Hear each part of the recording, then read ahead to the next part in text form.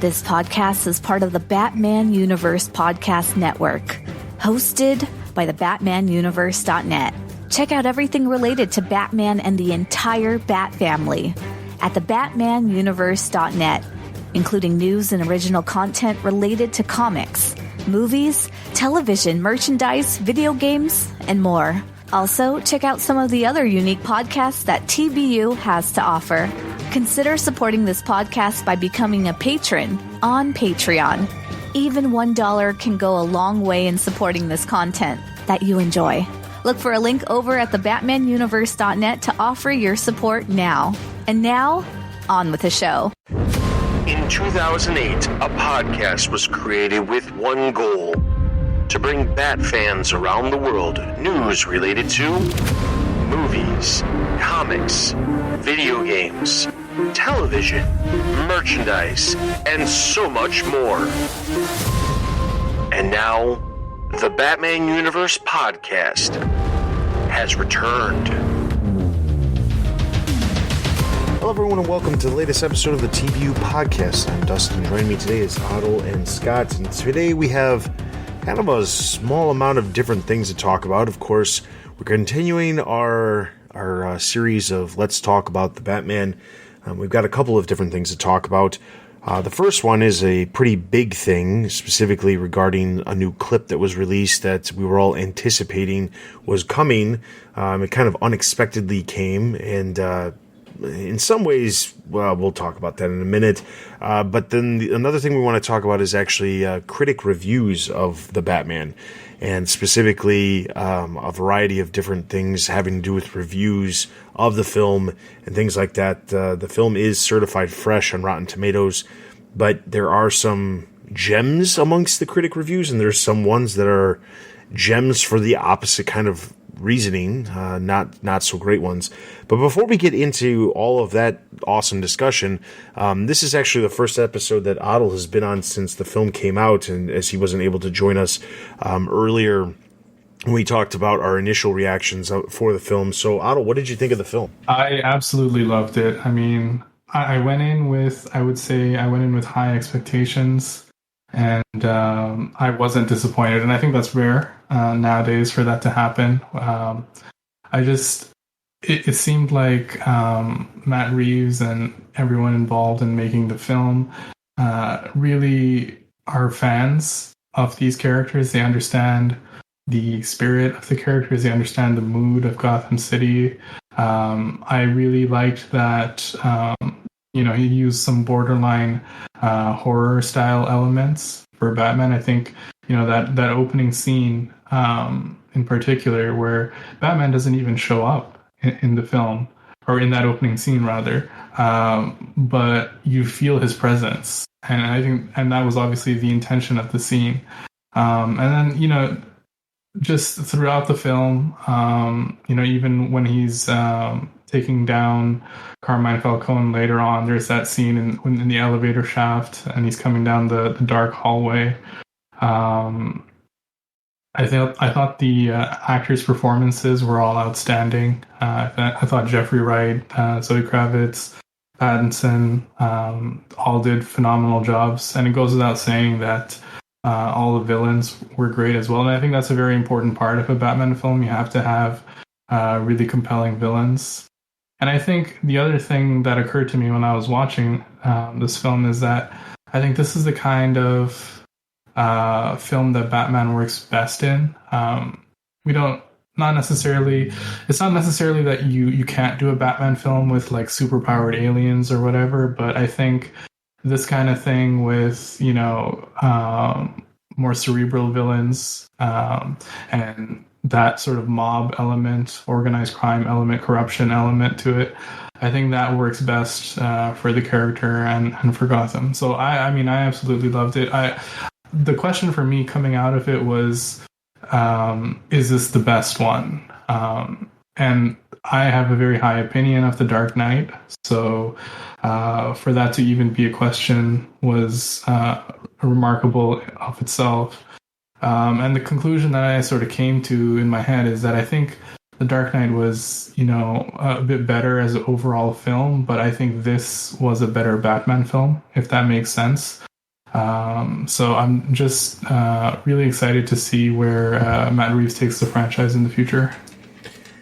Yeah, and I mean, a lot of what you were saying is pretty much on par with what we were saying before. One of the things that I kind of want to do this after the film ends up on HBO Max and I have a chance to watch it again, because I don't have the ability at this moment to go see it again in theaters, but I do want to be able to watch it and be able to pause it and kind of think about things. And I think after the film comes out or is available on HBO Max, I think we should come back and kind of rank the live action Batman films and kind of put the Batman in the midst of the other Batman films, because I think obviously you just said that you would put the Dark Knight a little bit higher than the Batman, but I agree with your statement about it being a better Batman film. The Dark Knight is a really good film. But as a Batman film, it's on a different level. It's not necessarily in the same group. So I definitely want to come back to that and kind of rank all the films, not just these, because we've talked about in our first reaction video, we talked about whether or not this movie was better than some of the other ones. In the Dark Knight, it was the one that it mainly kept getting compared to. And I really do want to go back and kind of not only compare it to that one, but also some of the other, all of the other live action films. I think it'll be a nice exercise for us to do in the future and have a great discussion. The next thing I want to talk about, jumping back into our main stuff, is, so this past week, Radalada finally updated with the clip that we were all expecting to see a while back. I want to start off by saying this feels like someone didn't put something together in the initial idea of what to do with this website. There's a couple of things that I think are odd. Going into the end of the film, coming out of the end of the film, you're thinking about the fact that the Joker was there. You're probably thinking to yourself, is the Joker going to be in the next film? All of that. We brought this up on a past podcast a past episode about how Matt Reeves was interviewed by Collider and IGN talking about Barry Keoghan playing the role of the Joker in the film, and those clips were out there. It wasn't like they were holding them off. They literally released those clips the day the film came out, immediately, because people who were thinking about this when they came out. The weird part is that as we got closer to Radalada loading and updating, and it took about a week for it to finally load completely, the stuff that we got was a lot of the stuff that we saw in the film. It wasn't anything extra, and to me at least, it came off as kind of like a disappointment, because I was really hoping to see this scene, regardless of whether or not it was cut from the film for reasons or not, because Matt Reeves had already said in interviews that this clip was going to get released at some point. It was just a matter of when it was going to get released, not if. And the fact that it ended up just being a lot of the documents and pictures and stuff that were already seen in the film wasn't something that I was like incredibly excited about. And I was kind of like, okay, fine, whatever. Well, then randomly, and this was the weird part, the clip was released officially on the Warner Brothers YouTube channel. It was released on a variety of Twitter account, official Twitter accounts, DC Comics, the Batman account, the actual Batman character account. It was released all over the place, and you could watch the clip. And what was weird is if you went to Radalada, it redid but it had new riddles for you to solve, and if you solved it, it would play the video. And I thought to myself, that seems like such a missed opportunity. If they were eventually going to do this anyway, why wouldn't they have just done that with Radalada to get people to go to the website? So either way, the Joker clip released, it's out. Conveniently, today, Radalada was seized by the GCPD. If you go to the website now, it says that the website has been seized by the GCPD due to criminal activities that were taking place on the website, obviously relating to the stuff that happened with the Riddler, and officially kind of closing that door for what that site was. Personally, I think they should have released the clip with the Joker as the loading took place rather than the other stuff. But eventually the Joker clip came out. You didn't even have to go to the website to see it, which was kind of a downfall too, because they released it pretty much everywhere else on social media. So the clip takes place kind of in the mid. This is before Batman gets the Riddler. He goes to see the Joker and shares a case file with him and basically says, "Listen, why is he writing to me?" Joker kind of says, "Oh, it looks like you've got a new fan. He's very interested in you. Maybe he's even interested in taking you out along with everybody else."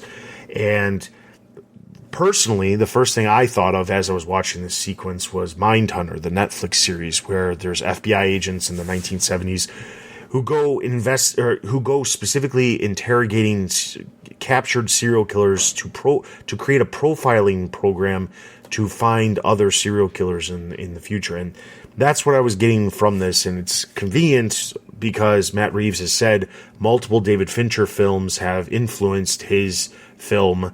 The Zodiac, I should say, 7 or 2 films that influenced his film. But Mindhunter also was a David Fincher project, and I could feel that here. Now, that didn't necessarily, I didn't see any of that in the film itself, but this scene really felt like very, very much like that Mindhunter, like the idea of what Mindhunter was on the Netflix series. So I can see why they cut the scene. It makes perfect sense. It really wouldn't have played well with being in the middle of the film. It would have taken a lot of focus away from the Riddler, which would have been unfortunate. So I'm glad that they did cut it. There was an interesting thing that they were doing with the audio that was slightly annoying, mostly because some of the stuff that the Joker was saying, I was having a hard time making out without listening to it multiple times. But there was a thing that they were doing where, depending on which side of the glass wall the camera was actually focusing on, you would either, if you were on the side with Batman and the camera was on the side with Batman looking at Joker through the glass wall, his voice was extremely filtered because he was on the other side of the glass wall. It wasn't the same situation as like what you heard when he was talking to the Riddler, and it was very clear what they were talking about back and forth. Then they would cut to the other side where you'd be looking over the Joker's shoulder at Batman, and Batman was more muffled. And I thought that was a cool thing, but it made it very difficult, and I was kind of frustrated because there was no closed captioning that I could immediately turn on either. So what did you guys think of this sequence that came out? How did you guys feel? Do you think that let's just talk about the clip as a whole, or as it stands by itself, not necessarily what this means for the future, but let's talk about the clip. What did you guys think of this clip? Do you think that it was smart for them to cut it out of the film?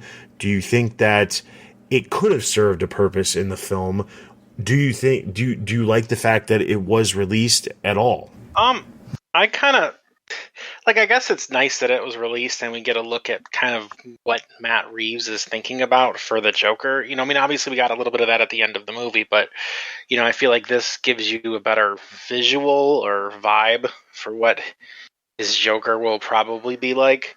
But beyond that, I don't really see the point in this clip. It doesn't bother me, but I'm glad it was cut. I think when we were chatting, behind the scenes, BJ mentioned how it would take away from the film, and I would agree with that, assessment that you would be thinking about the Joker a lot and not Riddler for the next 10 minutes or so.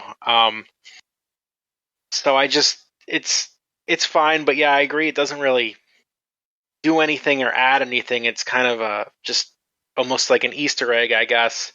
And to kind of piggyback about what I said last time I was on the pod, I thought personally the Joker scene was the worst scene in the movie. I love the movie and the movie's fantastic, but if I had to pick one scene that didn't really sit right with me, it was that one Joker scene we did get in the movie. So I feel like this would fall into the same bucket where I'd be more mildly amused or annoyed by it, if anything.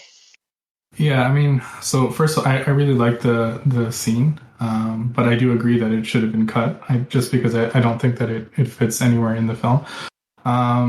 It's interesting that Scott said that, the Joker scene we got was probably the weakest scene in the film. To me, I wouldn't say it was weak necessarily, but it kind of felt like they were trying to do the post-credits thing without actually doing the post-credits thing. I mean, which is fine. Everyone's doing it. And it wasn't like some egregious change in tone or anything. It's still somewhat fit. But that being said, I think this scene is actually better than the Joker scene in the film.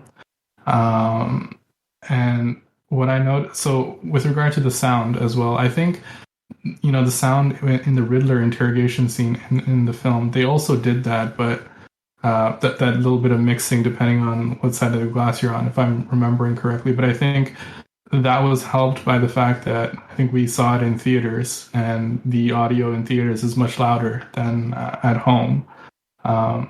Then again, also they might not have, perfected the sound mixing for this scene because they just released it as, one shot and not as part of the actual movie.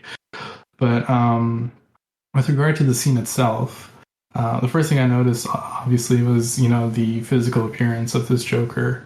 The bloody fingernails and fingers, the scarred head, and obviously you see the mouth later on. It seems like he's scratched his head, and that's how he's got the blood on his fingers. Either that, or he had some other injury that has caused all that scarring. But what really stood out to me was more about the dialogue,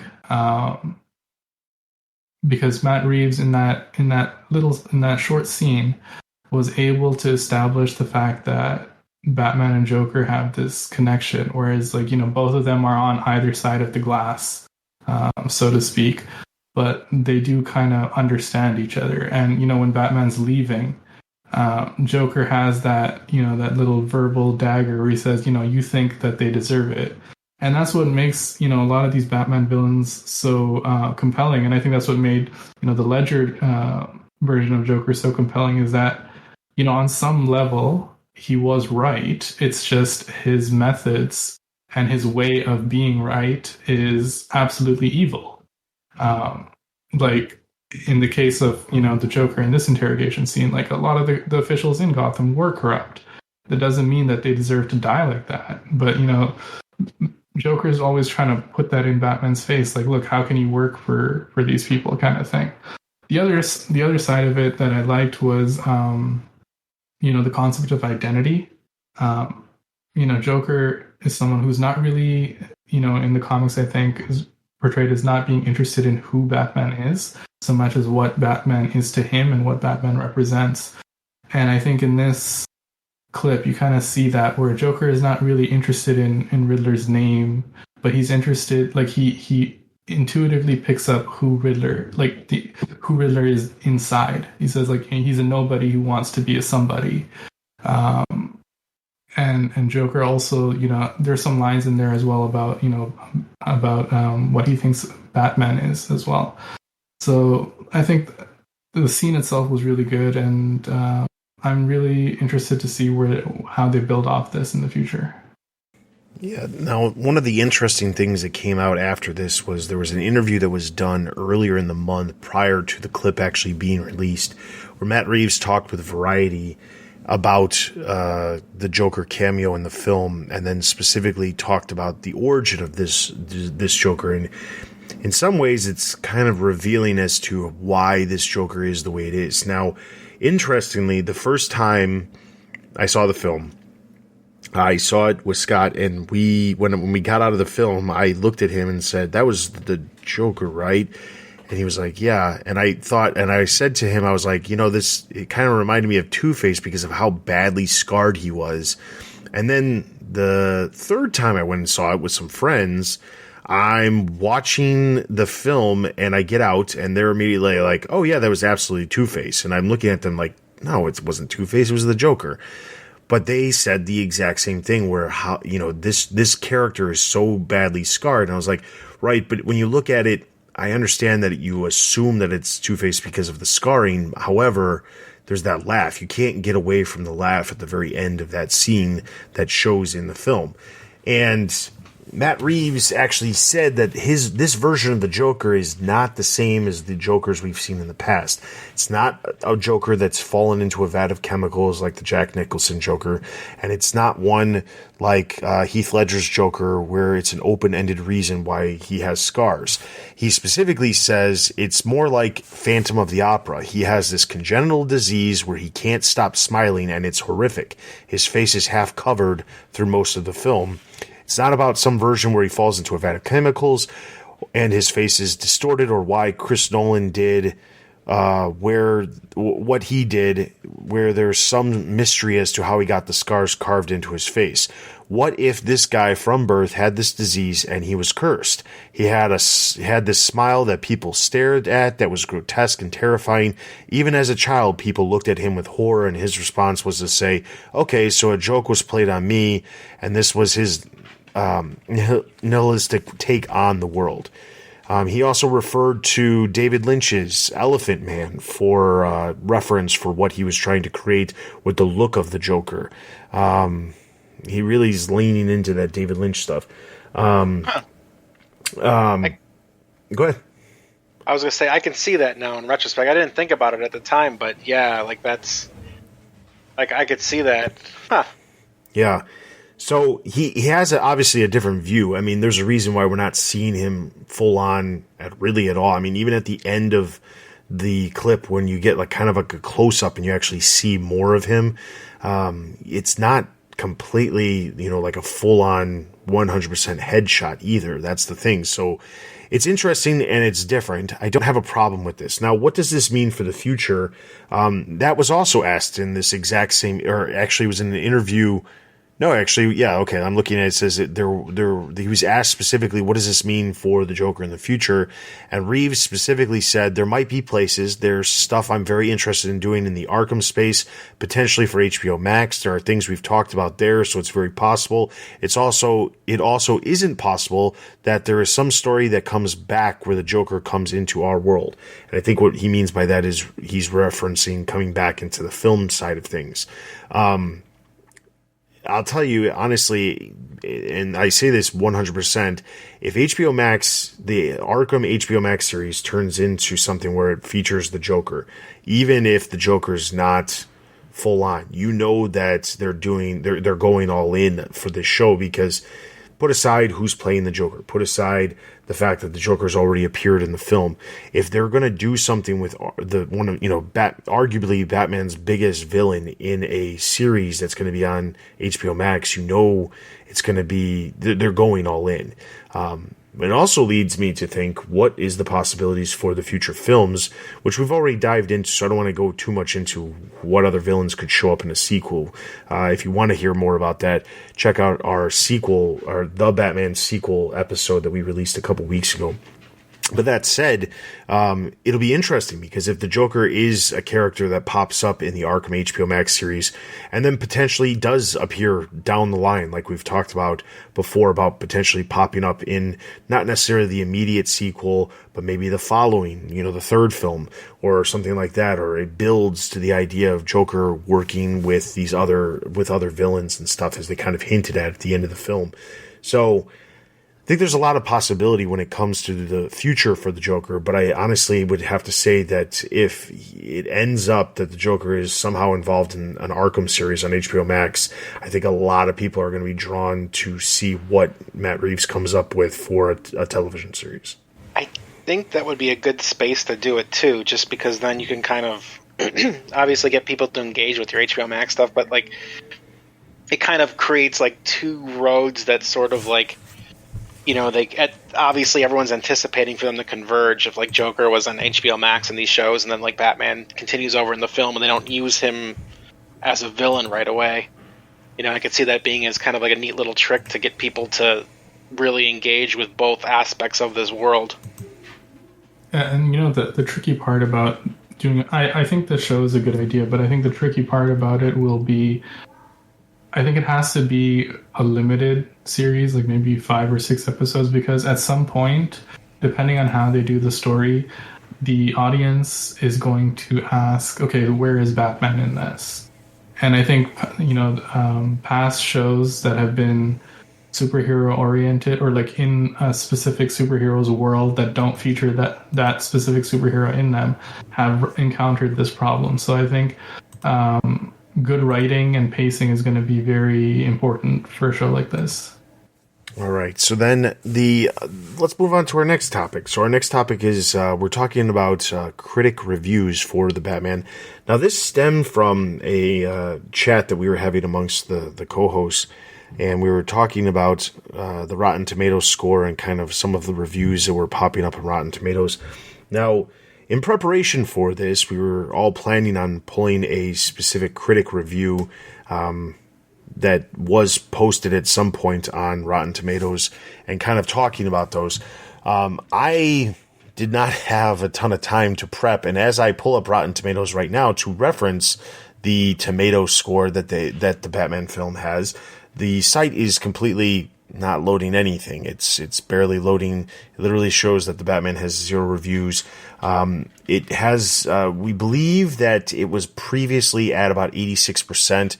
We know it's certified fresh, so there's that, but we don't know exactly what the rating is as of right this moment just because it's not appearing on their website. That said, I know my fellow co-hosts have specific critic reviews that they wanted to bring up for positive or negative reasons, and I'm going to let them go first, and then I'm going to follow with something outside the box of critic reviews since I unfortunately can't reference the critic reviews on Rotten Tomatoes. So take it away. I don't have anything specific because I'm more or less in the same situation as Dustin. But I was actually going through just periodically because I like to get a rough overview of what the conversation is like around a movie. It's not necessarily because I care about the reviews or anything. It's just it's good to know what people are saying about it because it does influence what the general audience thinks about it, and which in turn, influences the future of the film franchise.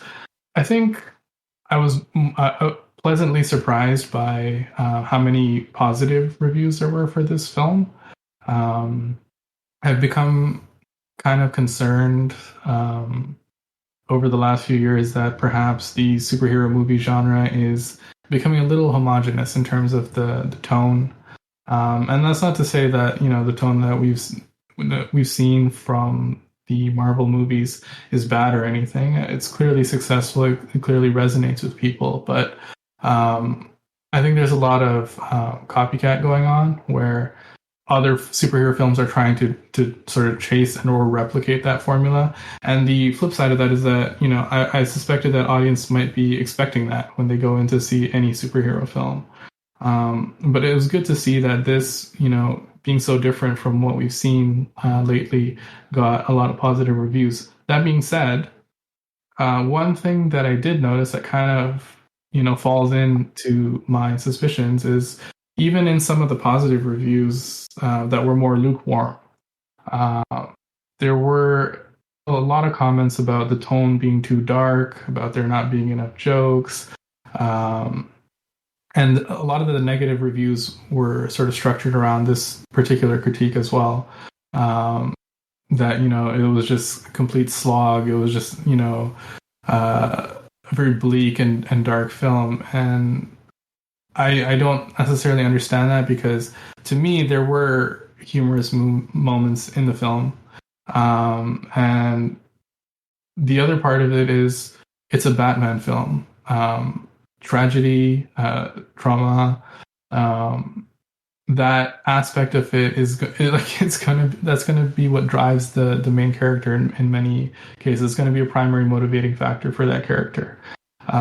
So I don't think it's reasonable to expect that a Batman movie be like funny like Adam West in the the 60s or whatever, because that's just not where the character is at this point. Mine, I have 2. I kind of figured we'd go into bad ones, and so I picked positive ones I liked for different reasons. And part of the reasons why I picked them, well, I'll start with the first one I picked, is from the Chicago Tribune. It was Michael Phillips. He's been their mainstay critic for quite a while.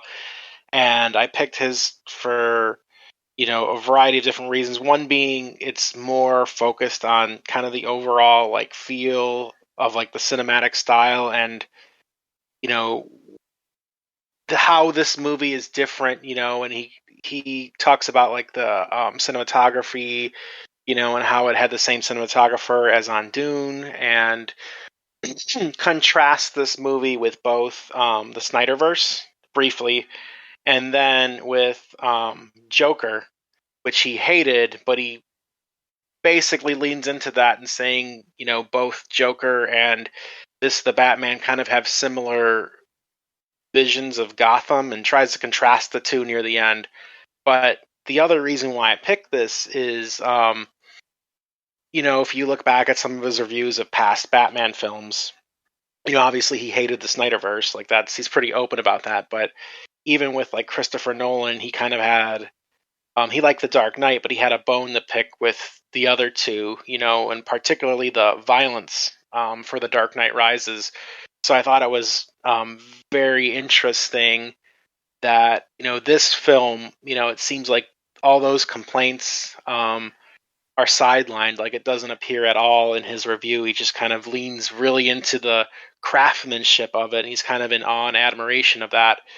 And that kind of spins over into my other pick. There is a podcast called The Big Picture, run by Sean Fennessy and Amanda Dobbins, and they work for a network called The Ringer. And so what they do is they get really into it with their film reviews, and so they focus on the technique and the style and the overall vibes and themes.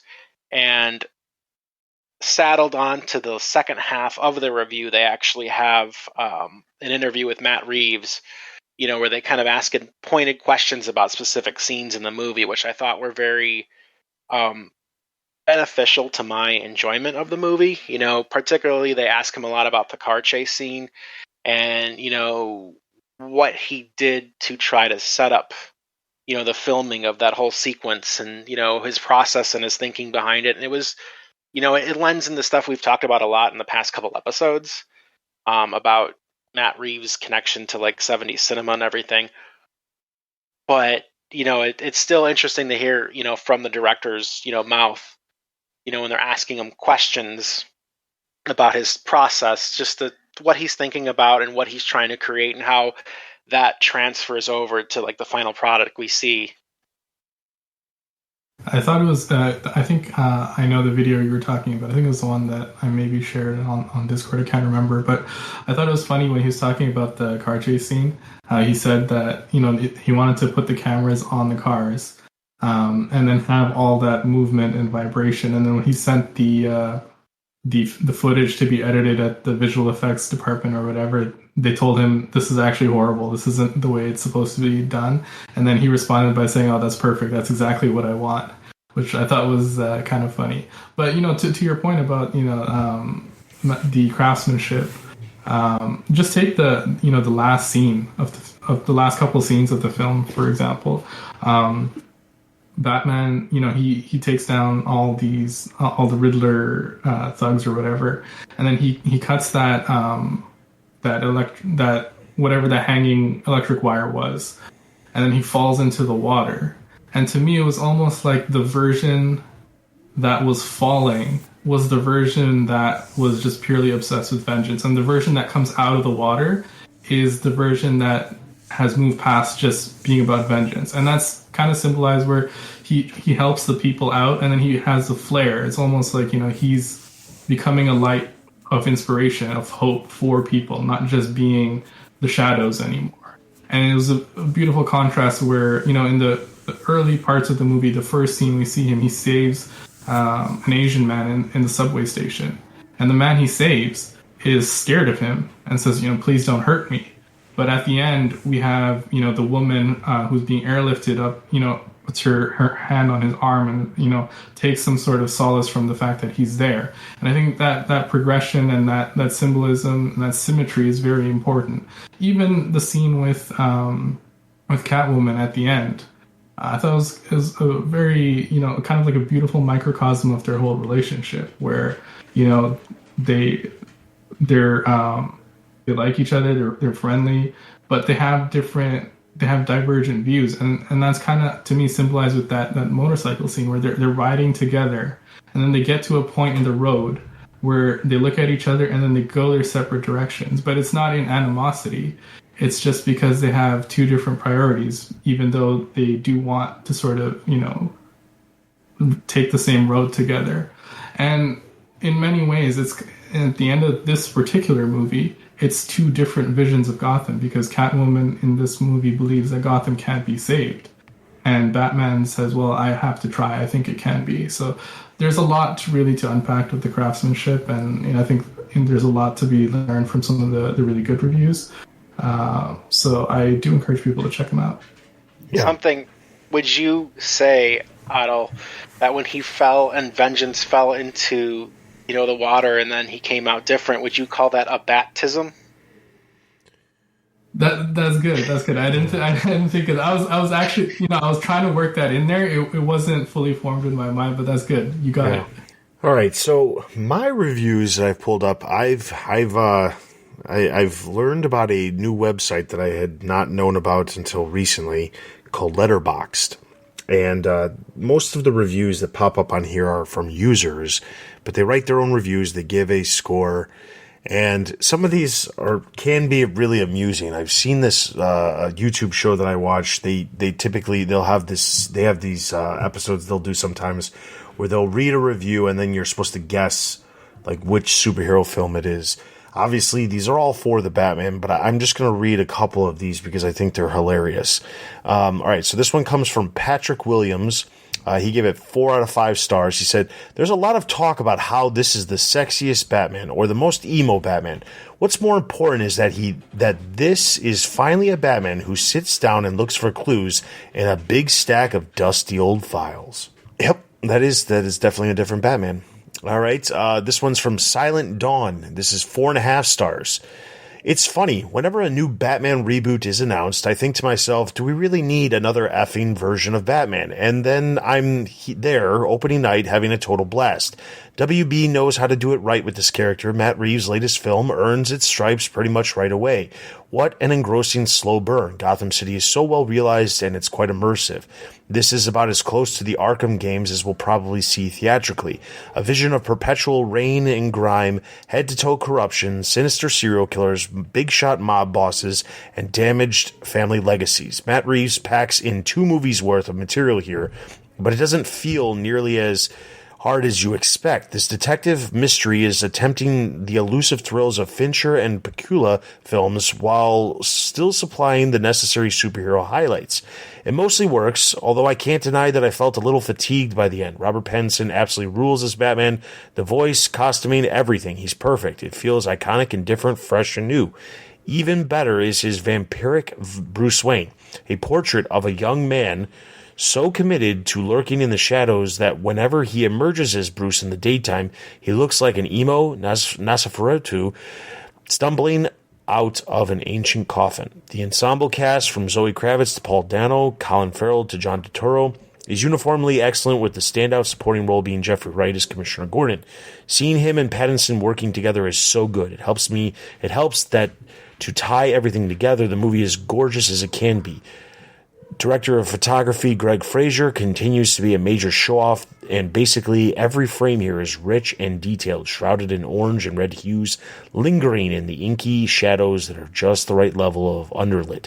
The Batman is a beautifully photographed movie and a unique vision that mostly sidesteps a few rough patches in its plotting. All right, so I'm going to read...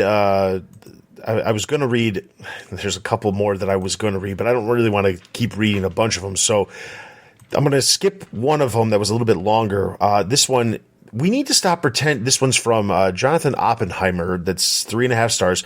We need to stop pretending that Batman isn't at least a little silly. If a man dressed like that came up to me and asked him who he was, I asked him who he was, and he said, I am vengeance, I'd probably laugh. It's a silly thing to say. Oh, that's true. But if that same man also broke someone's arm in front of me before saying that, I'd take him pretty seriously. Probably, yes. All right, and then the final one I'm going to read is from Nick Wilbert. He's considered a pro here at Letterboxd, and he gave it 4 out of 5. He said, I just love how effing disgusting Bruce Wayne looks in this. Nasty ass, stringy ass, translucently pale goth boy in his dank, disgusting Batcave, hunched over his computer with bloodshot eyes and black eye paint, scrolling through footage of the previous night while journaling his effed up thoughts. When he finally emerges from the cave to talk to Alfred and gets disturbed by natural sunlight, he has to put on sunglasses. I wanted to get up and cheer. Yeah, that's right up there on those sunglasses, you little freak. He's also definitely a virgin based on how he composes himself on Catwoman. Effing fantastic movie. So that was that one was a little bit he very, very much likes the version of Robert Pattinson's Batman, that's for sure. I got a negative one. I just found okay, the go ahead. box if you want me to read it. Yeah, go ahead. All right, hold on. Let me switch screens. Okay. Over and over again throughout the years, I've heard Batman fans and comic heads say, yeah, bro, some Batman movies are good, but where's the world's greatest detective? He's never the savvy detective. He's always using computers and shit. We've never gotten the gritty street-level Batman film. And given that the role of Batman has basically become the caped equivalent of James Bond, we were fated to inevitably receive this sleuth-oriented iteration. In fact, we got 3 effing hours worth of that damnable detective, and I can't say it's particularly interesting. That's a shame, because this is exactly what I want as a Batman. I mean, I know that we're obviously comic fans. We read the comics and we're Batman fans outside of just watching films, but this was truly the Batman that I think a lot of Bat fans have wanted. This is what they wanted. They wanted to see a Batman who was doing more than just, the occasional investigation or just looking at a clue and then somehow becoming more about the chase scenes or the fight scenes. Like, this has plenty of fight scenes. This has amazing chase scene. But at the core of it, there's just so much detective work that's being done, and that's what I really appreciate. And I know we've talked about this a bunch of other times, so I don't want to rehash it too much, but some people are going to look at a detective movie, regardless of whether it's a superhero film or not, and have an issue with it, especially if they're not necessarily being able to follow along with what's going on. And I'm not claiming that reviewer was unable to follow along with what was going on, but there are some people out there where they're looking for a simplistic movie when it comes to superhero films. And lately, not just this film, but a lot of films in general have been more than like this. It's just not the surface of what you see. There's something below the surface that you need to look for. You need to figure out. Marvel's been doing that, with a lot of different films more recently. I think back to The Winter Soldier, one of my favorite Marvel films, and there's a lot below the surface of that film that was very different than like the typical I'm a superhero, I put on a suit, I go battle whatever bad guy is in this film. There's more to it than that, and I think that recently they've done that with a lot of different things. They've done it with the Marvel television series, and I hope my hope is that in the future we see more of that with the other DC films that are coming out. So. Well, at least, that might have been a negative review, but at least that person has seen the film. It's true. I've seen some negative comments, reviews about this film from people who haven't seen it, which, is truly amazing. That's the downfall of reviews in general, is like anybody could pop on and review something, and it's always amusing when you see someone's like, the perfect example, leading up to the release of the film, as I was seeing the film with some of my friends, one of my friend's wives was like, told her husband, he asked her if she wanted to go see the film, and she was like, no, I don't really have any interest in it. Of course, he translated to that to me as she doesn't like Batman. So of course, the next time I see her, I'm saying, oh, so you don't like Batman? And she's like, no, it's not anything like that. And then it comes out that she didn't want to see the film because she had no idea what the film was about. And I was like, well, it's a weird reason to not see a film. I mean, you could watch a trailer and kind of figure out a little bit of what it's about. But needless to say, there are some people who they make a decision based off of, even just a trailer. They could watch a trailer and say, I don't want to watch that.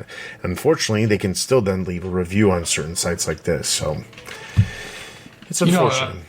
Yeah, but you just mentioned the lead up to the film, and I just started thinking back to all the hotly debated topics in the lead up to the film. Pattinson's casting, Jeffrey Wright's casting, all these, pseudo controversies that, plague the fandom. And all of it looks so foolish now because none of it really mattered at the end of the day. Everything was none of those concerns, even everything was fine. Yeah. Even though the one of the main ones that was happening, the most recent, not even about any of the casting or anything like that, which was that this film was going to be, the Batman was going to be too violent. And a lot of that had to do with the initial marketing. I agree. It was smart for them to come out with a trailer shortly after they released that other trailer, because the trailer they released back in October, it did really feel, it did look like it was going to be a very violent Batman. It was more focusing on the vengeance side of it than anything else.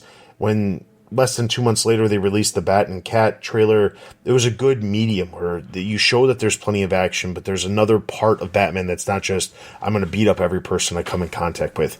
And that was more of a marketing, but I just remember so many people making such a big deal about how this Batman was going to be too violent, or they weren't thinking about how this Batman was, Batman's not such a violent character.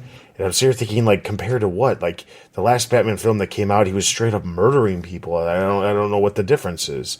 Why are you getting so upset? But that's what I couldn't understand too, because a lot of the same people who were saying that this was going to be too violent or whatever, based on the trailer, were the same people who were restore the Snyderverse. Exactly. So I don't get how that makes sense. Yeah. All right, so with that, that's going to wrap up this episode. I want to encourage everybody to head over to our website, thebatmanuniverse.net. We have all kinds of news related to movies, television, video games, merchandise, comics, and everything else related to the Bat fandom. There's all kinds of other podcasts that we have outside of this podcast.